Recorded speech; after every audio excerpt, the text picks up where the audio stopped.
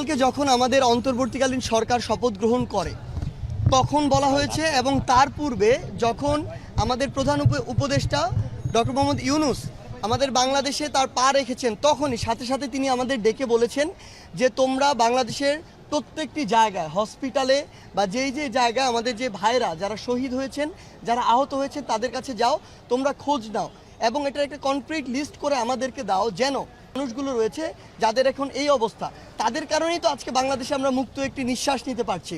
তো তিনি বলেছেন যে অবশ্যই ওই মানুষগুলোর প্রায়োরিটি আমাদের সবার আগে। আমরা রাষ্ট্র গঠনে যাব ওই মানুষগুলোর খোঁজ খবর নেওয়ার পরে, আমাদের লিস্টটি গঠন করার পরে। সেই জায়গা থেকে আজকে আমরা ঢাকা মেডিকেলে এসেছি। আমাদের সমন্বয়ক টিমের বিভিন্ন অংশ বিভিন্ন জায়গায় অলরেডি যাওয়া শুরু করেছেন এবং যাবেন।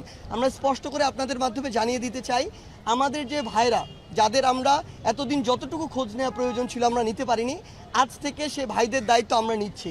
সে ভাইদের দায়িত্ব এই রাষ্ট্র নিবে, কারণ আজকে তাদের এই অবস্থা শুধুমাত্র এই রাষ্ট্র বিনির্মাণের এই যে যুদ্ধ হয়েছে সেই যুদ্ধে অংশগ্রহণ করার জন্য।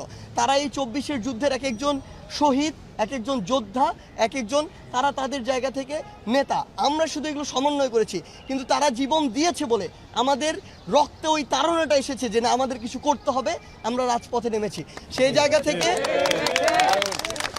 আমরা স্পষ্ট করে বলতে চাই যে আমরা বরাবরই অসংখ্য শো অফ দেখেছি রাজনীতির মাঠে। আসলে যে আশা হয় কয়েকজনকে দেখে চলে আসা হয়, আমরা সেটি করতে আসিনি। আমরা আপনাদেরকে শুধু আমাদের বার্তাটি জানিয়ে দিলাম। আপনারা এখন আপনাদের জায়গা থেকে এইখানে যে ভিড়টি হচ্ছে, এটা আমরা প্রত্যাশা করি না একটা মেডিকেল কলেজের সামনে ভিড়টি হোক। সেই জায়গা থেকে আমরা ছোট্ট করে টিম ভাগ করে দিব। ওই টিমগুলো নিজেদের দায়িত্বে তাদেরকে ওয়ার্ড হসপিটাল ভাগ করে দেওয়া হবে, তারা যাবে এবং ওই যে লিস্টটি, সেই লিস্টটি করা হবে।